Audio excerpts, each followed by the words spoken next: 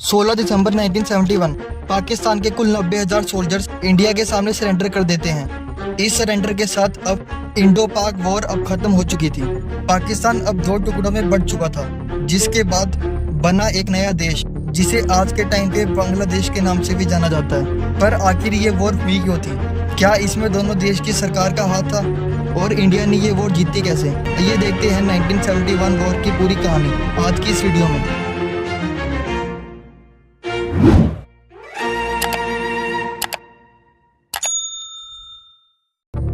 1947 के पार्टीशन के बाद पाकिस्तान ज्योग्राफिकली दो हिस्सों में बंट चुका था, जिसमें एक हिस्से को वेस्ट पाकिस्तान और दूसरे हिस्से को ईस्ट पाकिस्तान बोला जाता था, जो एक दूसरे से 2000 किलोमीटर दूर थे। ईस्ट पाकिस्तान की पॉपुलेशन वेस्ट पाकिस्तान से ज़्यादा थी, लेकिन पूरी पॉलिटिकल पावर वेस्ट पाकिस्तान के कंट्रोल में थी। वेस्ट पाकिस्तान की गवर्नमेंट और वहाँ की जनता पहले से ही ईस्ट पाकिस्तान के लोगों के साथ डिस्क्रिमिनेट करती थी। कम पॉपुलेशन होने के बाद भी बजट का 70% हिस्सा वेस्ट पाकिस्तान के पास ही था। अब पाकिस्तान के दोनों हिस्सों में मेजॉरिटी लोग तो मुस्लिम ही थे, लेकिन उनकी लैंग्वेज डिफरेंट थी, क्योंकि वेस्ट पाकिस्तान में ज़्यादा लोग उर्दू और पंजाबी बोलते थे और वहीं ईस्ट पाकिस्तान के मेजॉरिटी लोग बंगाली बोलते थे।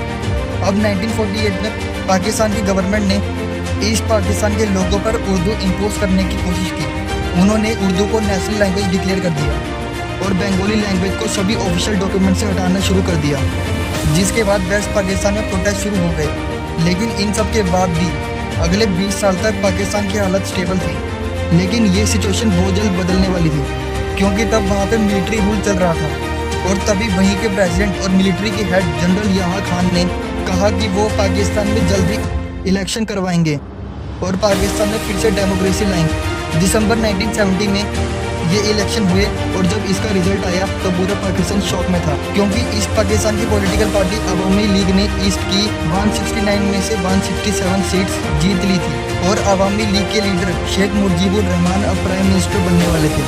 मतलब अब पूरे पाकिस्तान को कंट्रोल करने वाला प्राइम मिनिस्टर अब ईस्ट पाकिस्तान से आने वाला था।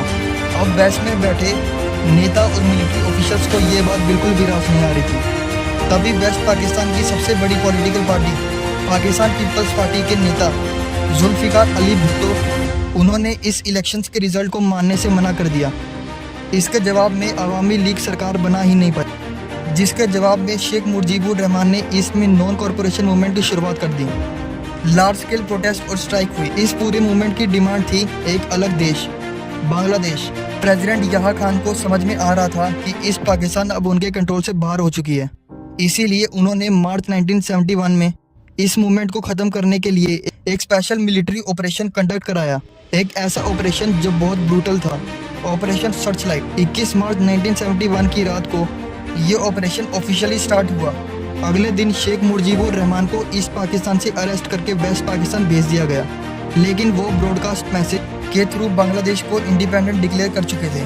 इसके बाद पूरी पाकिस्तान की आर्मी बांग्लादेश में सिविलियंस के ऊपर फायरिंग करती है। अवामी लीग के लीडर्स और सपोर्टर्स को बुरी तरीके से मारा जाता है। इस पूरे ऑपरेशन के दौरान बांग्लादेश के कुल 30,000 लोग जान से मारे जा चुके थे। तभी कुछ सीनियर बांग्लादेशी ऑफिसर्स ने अपनी खुद की एक सेना तैयार की, जिसका नाम मुक्ति बाहिनी रखा गया। अब पाकिस्तान के एडवांस वेपन के सामने बांग्लादेश की आर्मी कुछ नहीं कर पा रही थी। तभी अवामी लीग के कुछ लीडर्स बॉर्डर क्रॉस करके इंडिया में एंटर हुए। उन्होंने Indian prime minister Indira Gandhi से मुलाकात की और उनसे मदद मांगी।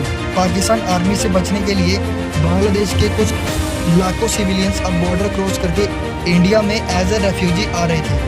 कुछ ही दिन में 1 करोड़ रेफ्यूजीज आ चुके थे। इनमें से ज़्यादातर लोगों ने वेस्ट बंगाल, त्रिपुरा और असम में रेफ्यूजी ली थी। इंडिया ने एक अच्छे पड़ोसी होने के नाते अपने बॉर्डर्स को ओपन कर दिया, लेकिन रेफ्यूजी की इतनी पॉपुलेशन इंडिया के लिए एक बहुत बड़ा चैलेंज थी।